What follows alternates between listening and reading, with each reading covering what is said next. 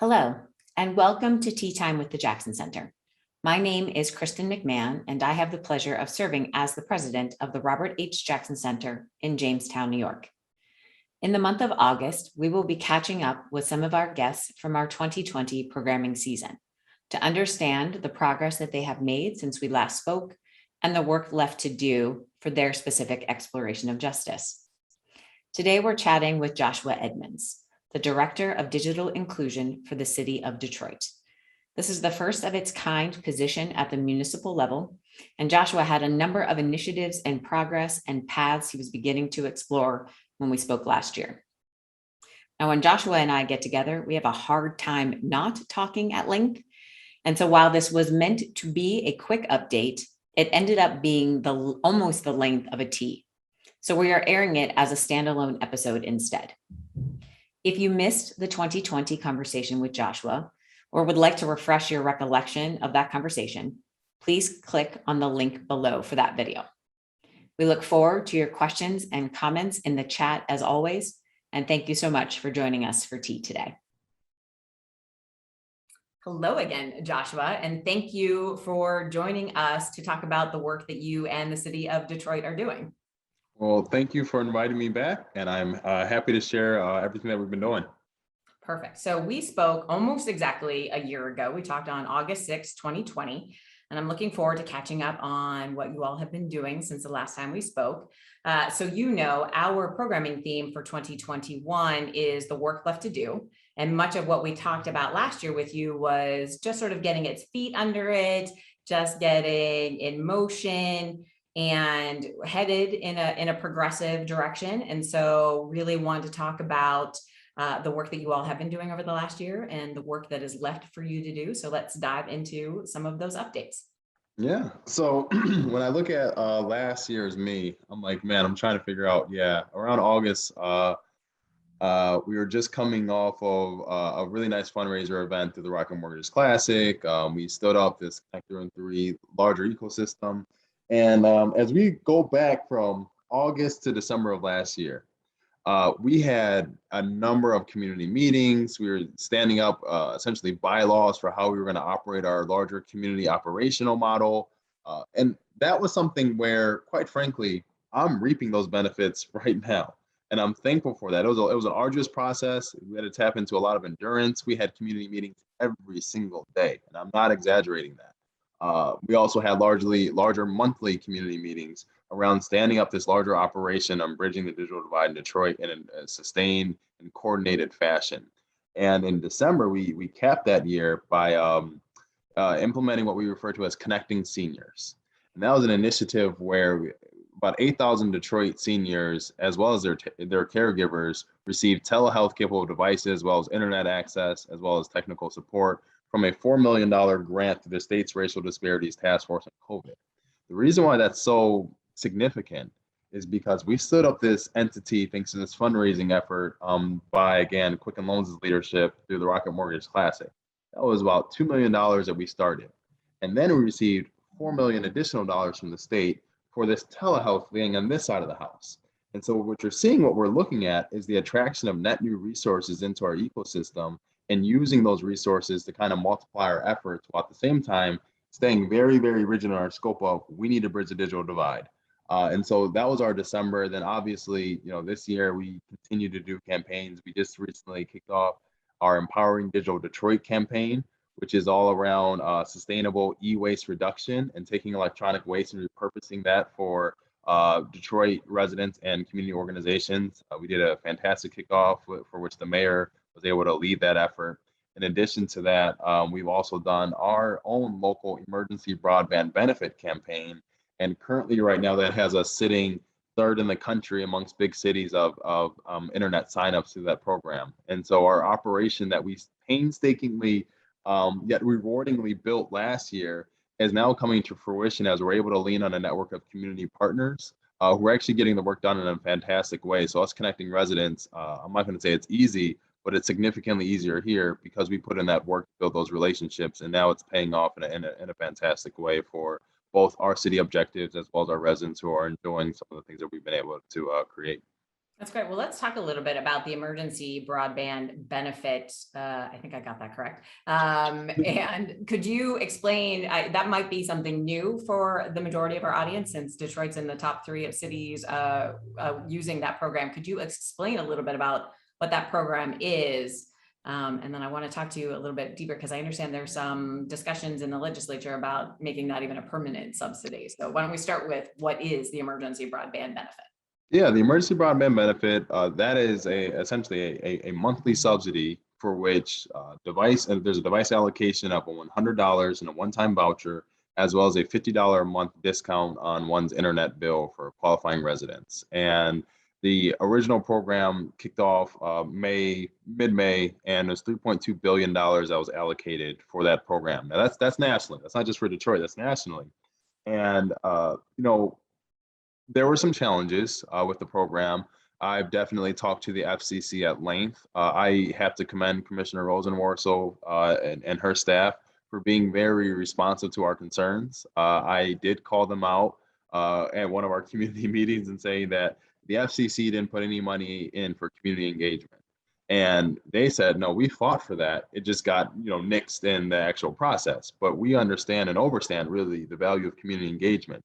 And so, we've been working obviously with the FCC on providing feedback for making that sign up process easier. Because again, if you're a Detroit resident with, let's say, a child in Detroit public schools, you qualify for this program. If you've experienced a significant loss of income, if you're eligible and or receiving any state or federal aid, you qualify for this program. So a lot of Americans qualify for this program. But the thing that seems to be the most difficult is, one, just awareness. A lot of people do not know about this program. In addition to them not knowing about the program, the sign-up process isn't easy. It's a 2-part sign-up process, and residents don't actually receive the money directly. Neither do the cities. All the money went to the internet providers. And so the internet providers are the ones who are holding that. And so it's not something that, again, from a process standpoint, you can imagine. It's not that you or I could take our $50 a month subsidy and say, hey, I want to go here and do this for 6 months. It's more so I need to be verified that I indeed do qualify for this program. Now we need to find a participating provider. And then off of that, now I need to go through this process of getting vetted for this program. Now I can enroll and take advantage of it. It's not the most seamless process, but it's working. We're signing up people. Locally, we stood up our own local call center because we didn't want people to be on hold nationally. So Detroiters are running this call center, helping Detroiters. We have a community organization network where we're signing people up there in person. And then in addition to that, we've actually done radio ads and even filmed a TV commercial all about that ad. And a lot of people have been able to say, hey, I've learned about this emergency broadband benefit based on that commercial. So we're tapping into a lot of different aspects to make sure that our residents are engaged and aware of this program and taking advantage of it. Yep. And it seems, as you said, across the country, this is something that it sounds like a number of people would qualify, especially given the last year. And so hopefully this will also help get the word out about that. So one of the things that we had talked about, though, a year ago was the importance of sustainability. And so, as you said, 3.2 billion with a B has been allocated to this for right now, but there is some talk in Congress, I'm guessing, to make this a permanent subsidy. And is there any information you could provide us? I know that's not your area of expertise, but if there's anything you know about that. Well, it's definitely became my area of expertise, because we just have to always just, look at what's happening and making sure that Detroit, as well as cities like Detroit, are well represented on these discussions. I think there's a lot of people who have a lot of great intentions at heart, but at the end of the day, they might not necessarily be aware of that local nuance. And so I do know that currently in the infrastructure package right now, that there is being money that's being allocated, and there's serious consideration for creating a permanent subsidy. Now that subsidy price might change. We might not be dealing with the $50 a month subsidy. It could be a $30 a month subsidy. But at the end of the day, they are looking at a permanent subsidy for the aforementioned qualified participants that I named, because this is what we know to be true.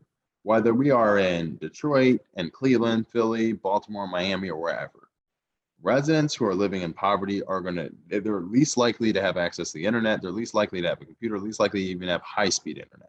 And so at this point, we all know this. And so a permanent subsidy is our only path forward on bridging this iteration of the digital divide, one that is exacerbated by poverty. So I'm glad to see that this administration is actually looking at the correlation between internet access and all those barriers, social barriers that are making internet access unobtainable. And they have a commitment to rectifying those. That's refreshing to see. And that is definitely an anomaly. You do not see that level of nuance being used at that level, trickling down and actually being useful at the local level.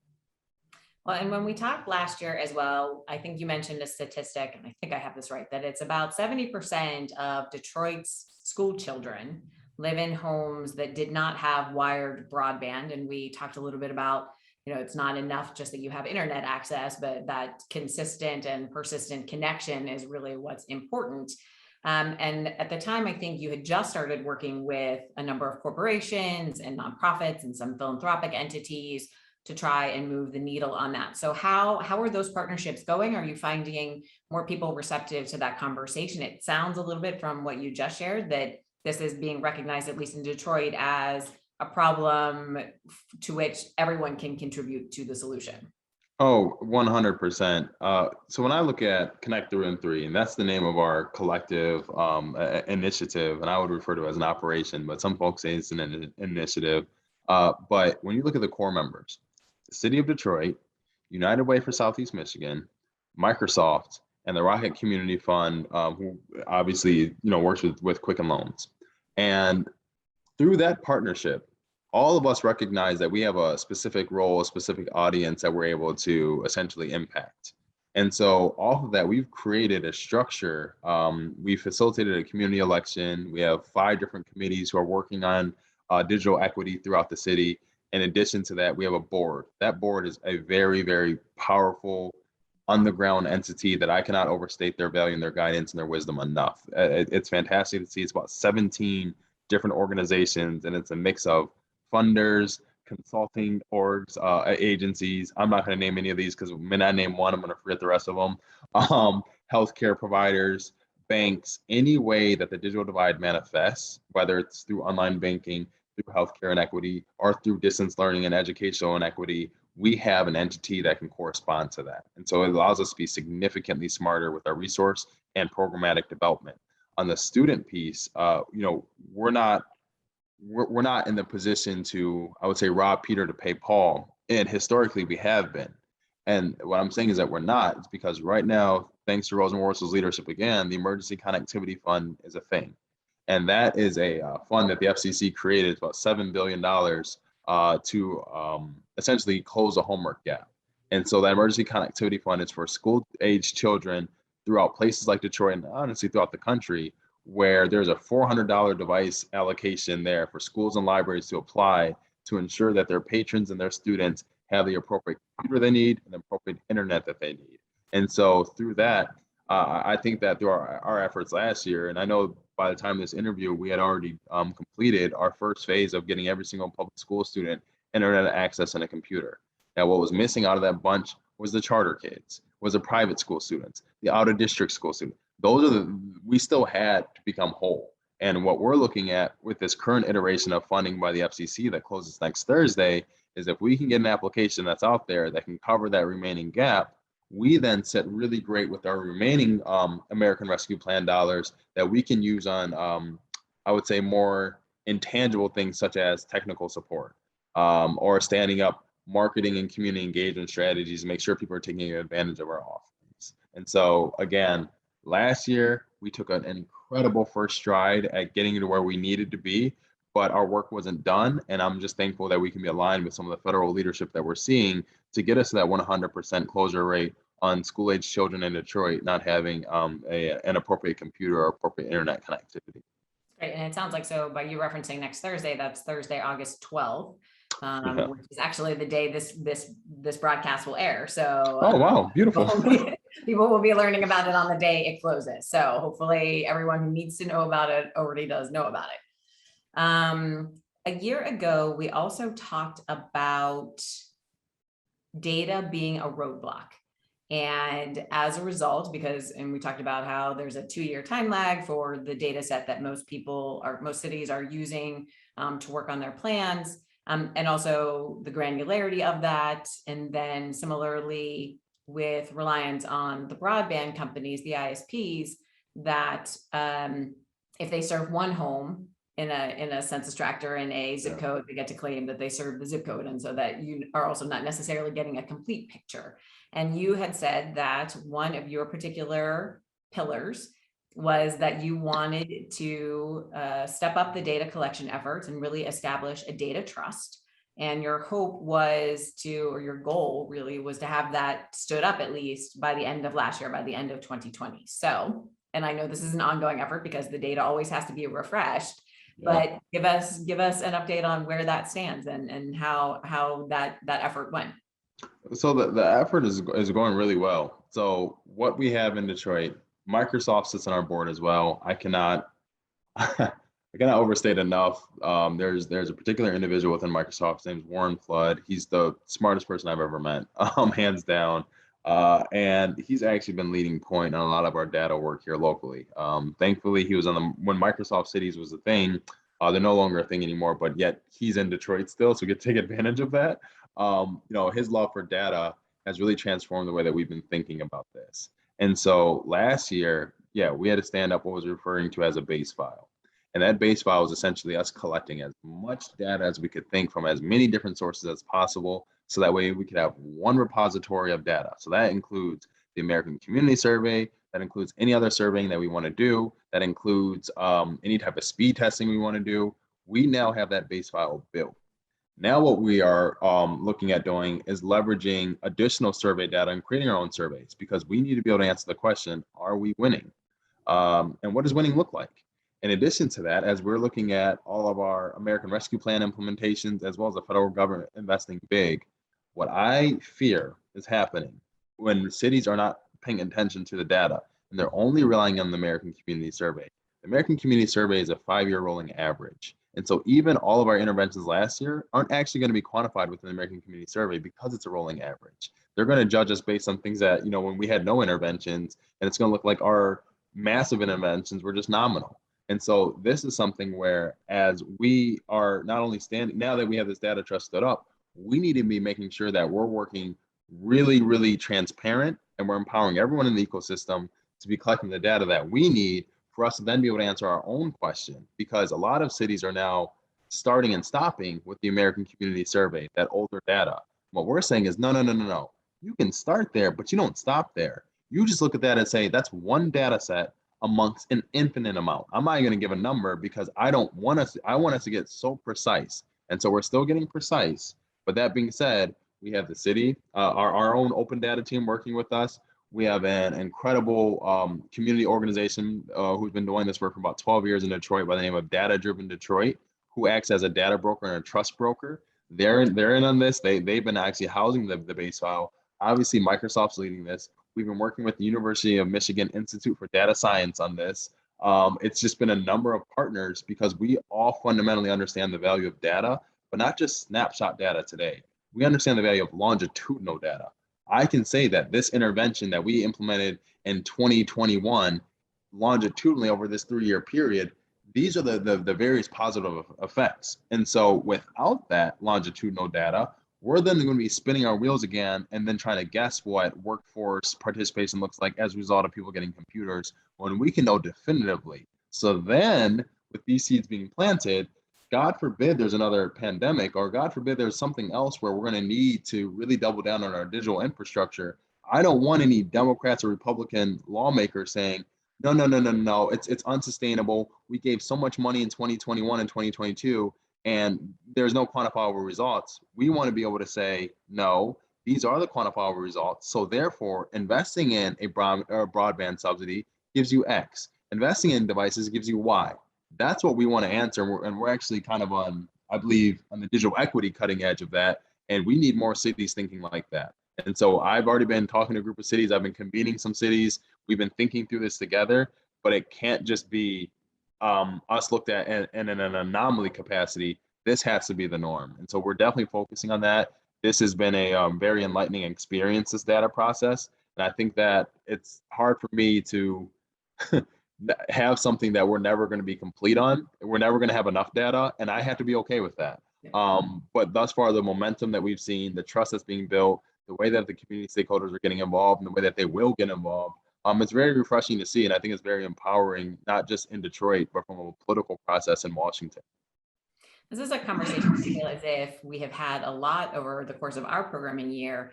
It's sort of twofold. One, that the idea of justice or equity needs to come from the community that's impacted first and foremost, because it can't be a top-down decision. It has to be, this is what the community says justice means for me, or equity means to me, in a collective voice. And then separately, or I guess actually relatedly, how important those partnerships are. That it's, no one entity, no one person can advance the ball in almost any of these areas. It really has to be that collective effort to really drive towards whatever that version of success looks like. Oh, absolutely. I mean, this is something where my work, when it first started,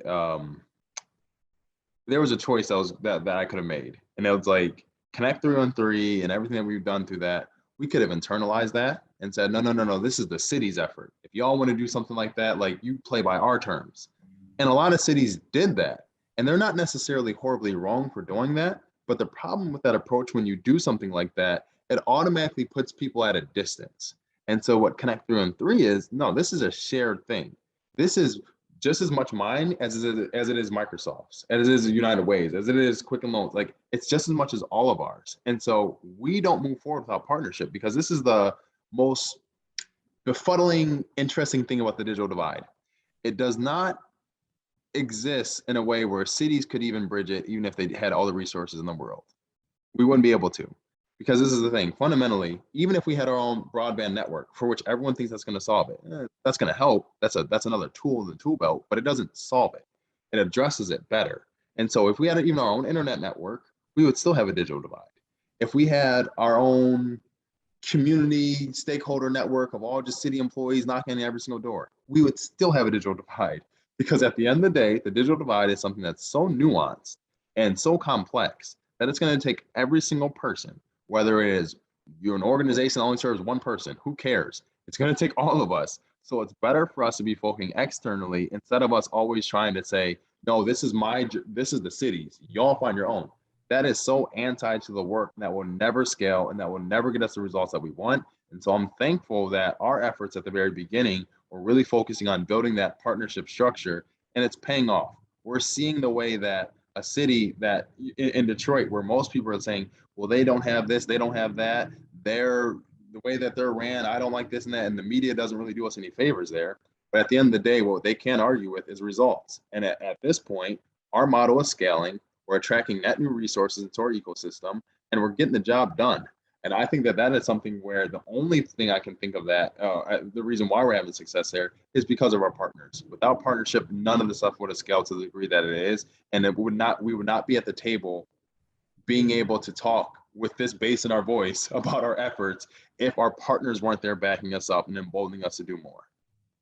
Well, and this also seems like a conversation. I know, obviously, when we spoke last year, to my knowledge, you were the only director of digital inclusion in the country at the time, and I think that is still the case. Not anymore. Oh, fantastic. Not anymore. Okay. I have to give out a shout out to Jason Herbedeck out in Baltimore.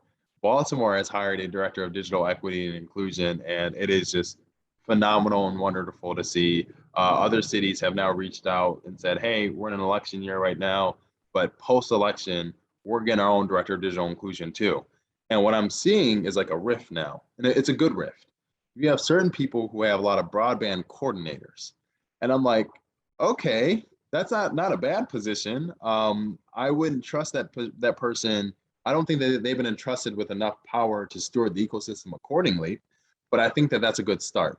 And so I'm seeing cities really prioritize this role, but I think the next step is cities giving this role that ample breathing room, that jurisdiction, that power to manifest what the ecosystem knows that it needs. And so it's great to see other cities leaning in, but I can say with total confidence, Baltimore has a director of digital equity and inclusion, and it's just beautiful to see the way that this work is being replicated and scaled across varying markets.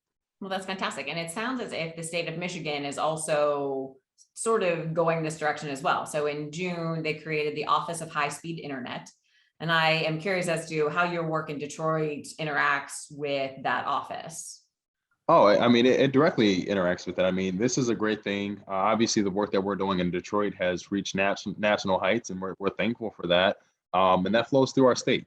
And so we have some phenomenal state leadership within our governor, our lieutenant governor, who have just been strong advocates for our work. I remember our very first Digital Inclusion Summit in 2019. Our lieutenant governor spoke there, and I mean, he's always kind of had like this desire and passion, not only for Detroit but for digital inclusion. And so I know that this was a long time coming, a lot of planning that they put into that.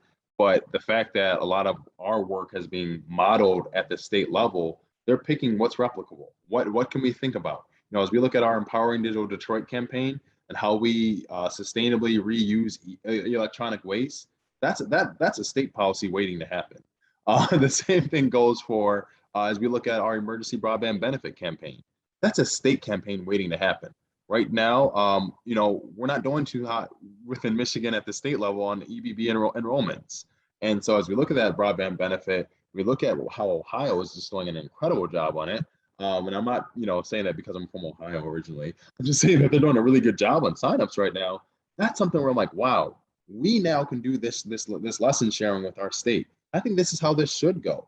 And so right now within the infrastructure bill, the Digital Equity Act has been included in that bill. That bill gives money for states to actually be able to say, hey, we can carve out dollars out of this specifically to us creating our own state digital equity office, as well as state digital equity operation within the state. But in addition to that, doing competitive grants that are then going to go to local government. And so what we can do in both scenarios is we can say, hey, we stood up a digital equity operation. We know best practices. In addition to that, we could be on the receiving end of some of these other grants that's going to make our American Rescue Plan implementations that much better, that much more complementary with the state's efforts. So I think that in the inception of that office, we have a paper trail of working with them. We're thankful for their leadership.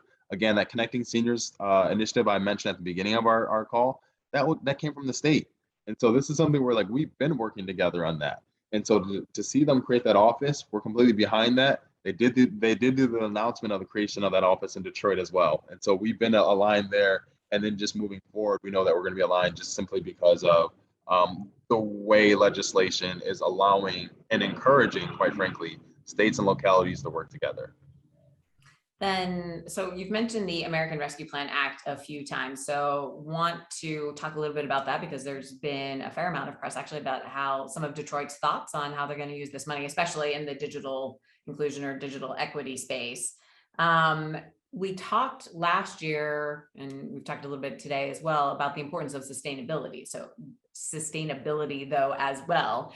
And so are there, in my mind, this is sort of, it might be actually a double-edged sword. So there is certainly an influx of money, but then how the cities or municipalities or state decide to use the money is the devil in the details kind of scenario here. So could you tell us a little bit about, at least from the digital equity inclusion side of the coin, where the ARPA plans are intended? Obviously none, I don't believe any municipalities actually received their funds yet. So, and then what are you watching from a sustainability perspective with regard to that?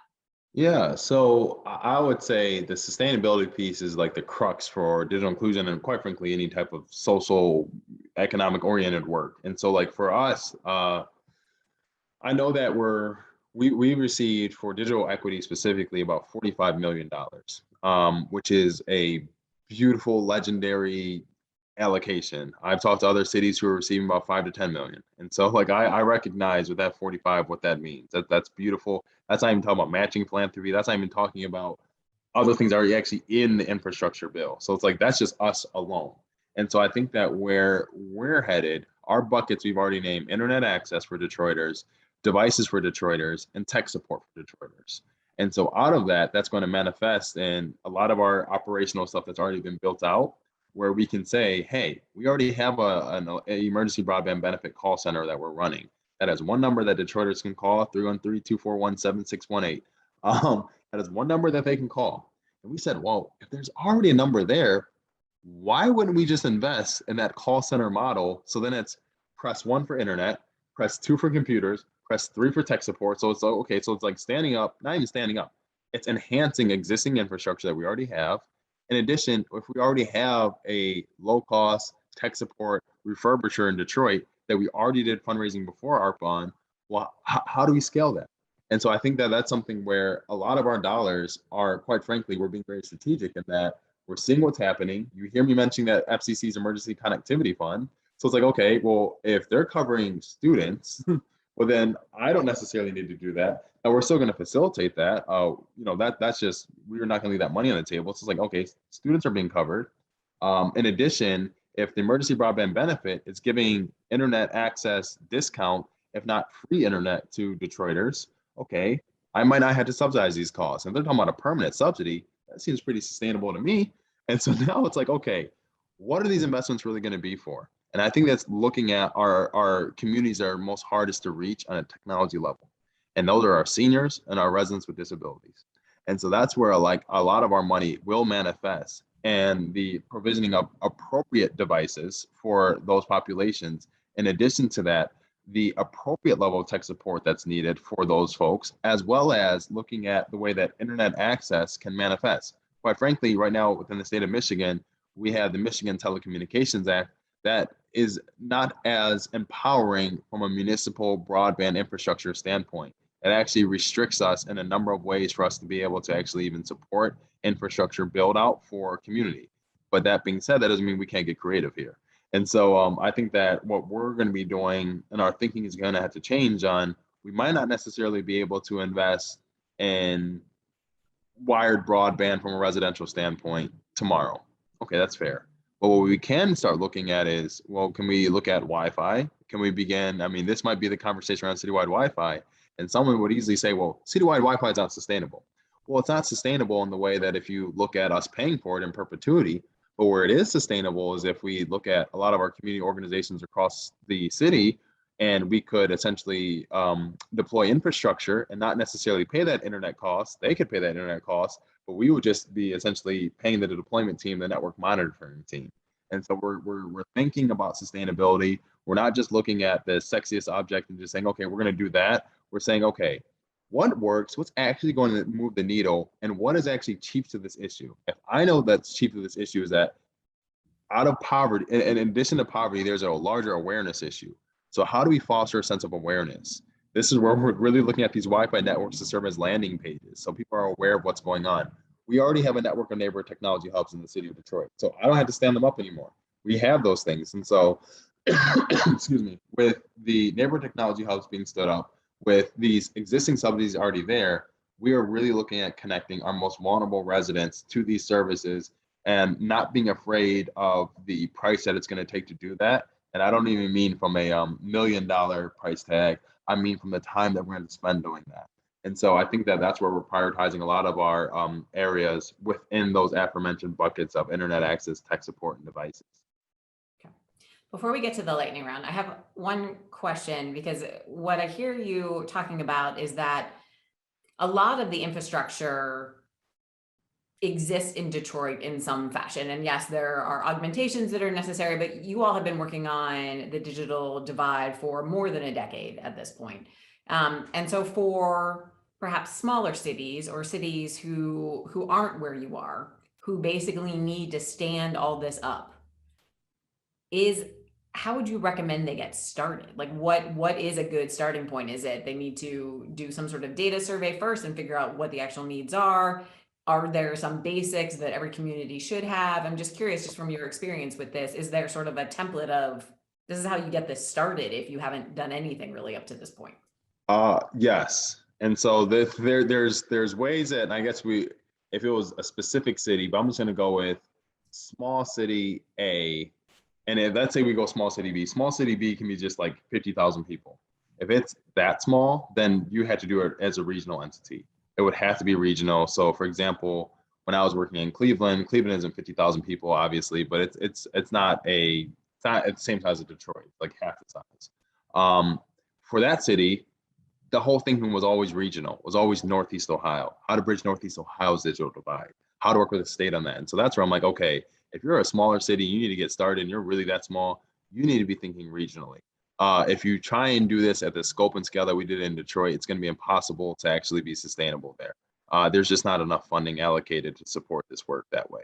But that being said, if you're a larger tier city, and I talk to a lot of these cities, I always say there's three positions that you need to hire. And if it's not three positions, it's three functions that need to be core to the work that you do. So one person, you need someone who knows the landscape well. In this capacity, I operate like that in Detroit as the director of digital inclusion, and for Connect 313, I'm the chief advocate. So I essentially brag about everything on all the work that our partners do, as well as make sure that we're being represented and aware of national opportunities and bringing those national opportunities to the local forefront. And so you need to have that person who gets it. And oftentimes cities make the mistake of saying, well, I need a broadband guru. It's like, no, you don't. Like, you can subcontract that. Like, you just need someone who understands this landscape and who can store it and set vision and set priorities. And if they need to call the school district, they can do that. You need that person. In addition, you need your operations person, because as you have someone like me running off and doing all this other stuff, you got to make sure this stuff's getting done too. You got to make sure that deadlines are being met. So that person, again, does not need to be a digital inclusion expert. They need to be an operational person who can set deadlines and go. You hear me talking about this emergency connectivity fund with the FCC. That money's not coming to the city. That money is going to charter schools and libraries. What am I doing? I'm having those meetings with these folks, making sure that they're applying, and having my operations person making sure they're meeting those deadlines and they're aware of what's happening. You need that person. The last piece or function is the data librarian. As you are doing every intervention, as the ecosystem is doing all these interventions, someone's going to have to be collecting that data. Cities historically have thought about data as if it's like internal. So we collect public safety data, that's internal to the city. We collect water and sewage data internal to the city. Now we have open data portal so everyone can access it. But again, we're collecting data off of public sector agencies and organizations. What I'm saying is, if we're talking about community organizations, if we're talking about residents, if we're talking about A through Z of every single person who's at the table in digital inclusion, you need to have that data librarian there who's able to collect that non-city data and then translate it and put it back into the city. And so that's where I'm like, that person allows you not only to collect information and interventions, they're also feeding that chief advocate. So as that chief advocate's talking to funders, they're using that longitudinal data that can convey investment confidence. Because yeah, there's not enough, well, I could say historically there has been enough money. Now it's a different ball game, but historically there hasn't been enough money in this. So we've always had to hustle. And so that is your core operation that you're going to need to build anything, to sustain anything, and to actually envision and lead something in the future as it relates to what we deem the future to be. And so I would say that any city that's getting started, if you're small, do this regionally. Those three functions and roles do not change. If you're a big city, those three functions and roles do not change. Now, you might not necessarily have the staffing, you might not be able to do this or that, but I'm going to say this. I originally started in the city as a fellow. I wasn't even a city employee. So I was doing all this as a fellow. So it's not impossible to do. You don't need to be inundated and baked deep into the cauldrons and I'm sorry, caverns of bureaucracy. You don't need to do all that. You can literally have someone here who is front facing, Department of One, because that was me for 2 years, figuring it out. And now all of a sudden, I'm getting help now. Now I have a deputy who's like my operations person, we have our data stuff. Like, I'm speaking from experience here. It is possible to run this in a very small shop and have maximum impact. You just have to be very, very smart about it and very intentional about how you spend your time, what you focus on. Okay. Well, thank you very much for your advice there. I always appreciate the practical side of things. All right, the lightning round. And I'm going to modify the first question a little bit for you. So the first question usually is, what progress do you hope to see in the next year? But I also am curious if there are particular things you're planning on focusing on in the next year, because those seem to go hand in hand for me. And as the pandemic hopefully becomes less dire, sort of getting back to, okay, now we're not in kind of emergency response mode. We're moving back to, this is how we plan to move forward. So what progress are you looking for? What are your focus for the upcoming year? We got to be halfway there. What I mean by halfway there, we said last year we want to put in place by 2024. That means for all Detroit residents, businesses, stakeholders, community groups have access to the appropriate devices, internet connectivity, and technical support for improved learning, employment, and well-being. That is our mission. And so 2022, we should be halfway there. And so what halfway there looks like, that means that if 50 people don't have a computer right now, then 25 of them won't have a computer next year. Obviously, I want them to be 100%, but we're being practical here and we're setting goals and we're sticking to them. And so next year, we're halfway there. And I think that as the pandemic changes and continues to change the way that we work and the way that we operate and the way that we envision our future, I could see us next year being at the point where we're shifting from digital inclusion to digital empowerment. And what I mean by that, most people are looking at digital inclusion as the end all be all. And what I'm saying is like, no, no, no, no. Digital inclusion is a starting line. So many people again are looking as if, man, if we could just be digitally included. I'm like, no, no, no, no, no. That's the given. That's the expectation.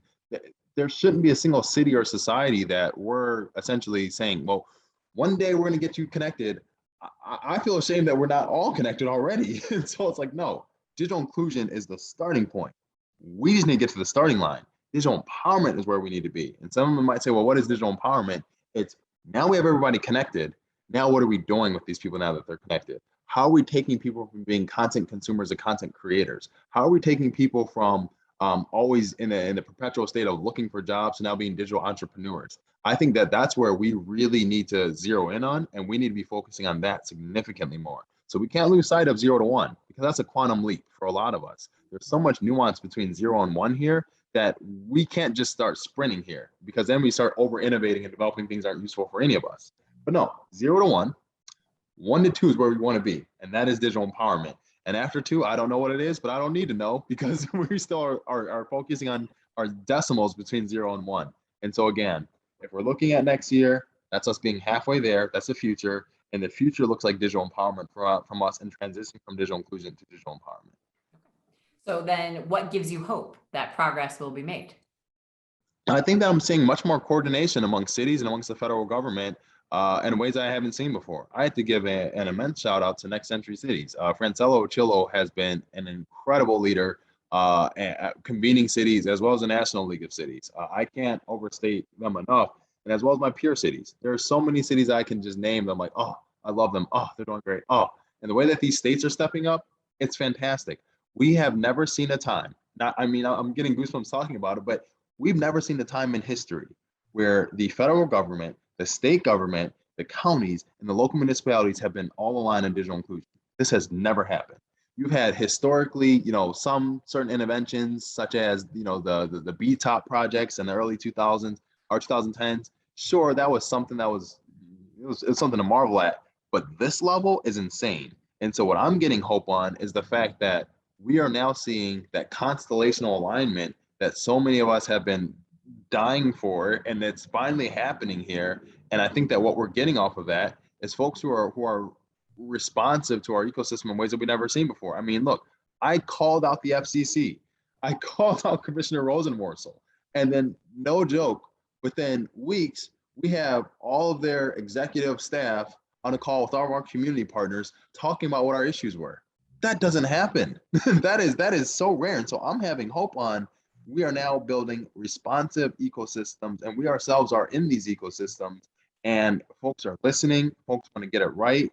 The president's done a really great job of setting this as a priority, and I actually feel confident following someone's lead there, and that has not been the case historically on digital equity and broadband affair issues, and that's changing, and I have hope on this.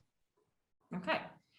Then who else is doing good work to make progress? You've listed a number, you've mentioned a number of people, but is there anybody else you would like to say, pay attention to what these people are doing? I would say pay close attention to Bruce Clark in Charlotte, North Carolina. He's done a fantastic job, and the way the Knight Foundation is leaning in there is historic, it's beautiful, it's legendary. It's just great to see, as well as their state office, their state broadband office, North Carolina State Broadband Office is great. In addition to that, I'm not just saying this because I'm from there, but Cleveland, Ohio is actually quietly making a lot of incredible moves. Most recently, one of their local internet providers that they've been able to stand up by the name of Digital C, they received just about $20 million from private capital. And that's incredible. This is before this federal funding is kicking in. So they already have 20 million from private. And that is, again, creating another internet provider there. So what are they giving their community? They're giving them options. How do you begin eradicating poverty? By giving people options, the options that they can afford that are tailored for them. And so this is why I'm overjoyed to see the progress that's being had there. I already mentioned Baltimore and them hiring a director of digital inclusion. Definitely keep your eye on Baltimore. They're doing a lot of great work, but as it stands right now, those are the three cities I'm going to mention. And any other city that's watching this, I apologize because I probably know you, and I'm sorry that I didn't mention you. All right. And then the final question is for our audience who wants to educate themselves more on these issues or more on how they can get involved, anybody you would suggest that they be reading or following as a thinker, or any podcasts or webcasts or anything that you'd recommend? Okay, so I had already mentioned Francello Chillo through Next Century Cities. I'm just going to reiterate like everything that she does. Yes, she's spot on every single time. Follow her. Larry Irving, he actually coined the term the digital divide when he was working during the Clinton administration. Please follow him. Anything that Dr. Nicole Turner Lee does, she is incredible. She's always releasing, like, she just released a book recently. Again, anyone who wants to, if you're following these people that I just named, like, you're going to be dangerous enough. We need a better bench. In addition, I recently stumbled upon the Urban Complex, their podcast. Again, it's just two guys who are honestly doing some really cool work and featuring some pretty cool speakers there. So I would say those folks. And I know I'm missing a lot of other ones. So again, I apologize for the people that I'm following. I just forgot to say your name. Well, and no worries. If you think of them later, we'll just add them to the text of this. So not a problem at Sure. all. So I'd like to thank our audience for tuning in today for our, I guess, sort of first hybrid tea. So re-airing Joshua's chat with me last year, and then our update now, and a couple of upcoming program notes so you can mark your calendars. We will be having our main fundraiser for the year, the Fashion Fantasia in Paradise, which is a fashion show benefit, on Friday, August 20th and Saturday, August 21st. You can participate either in person or virtually. And every ticket purchase gives you an entry into our raffle, where the grand prize is a trip to Puerto Vallarta. Airfare and lodging for 4 days, 3 nights are included. So Joshua, if you'd like to join us virtually, please do. And there will also be silent auction items and just really a good time. So please join us on August 20th or August 21st. And then in 2 weeks, we'll have another tea. So join us on Thursday, August 26th at 3 p.m. for tea. And Joshua, thank you again so much for catching us up on all the great work that you've been doing. Thank you for the opportunity. And as soon as you said Puerto Vallarta, yeah, I think I'm going to be attending virtually. Well, wonderful. Thank you so much. Absolutely. See you.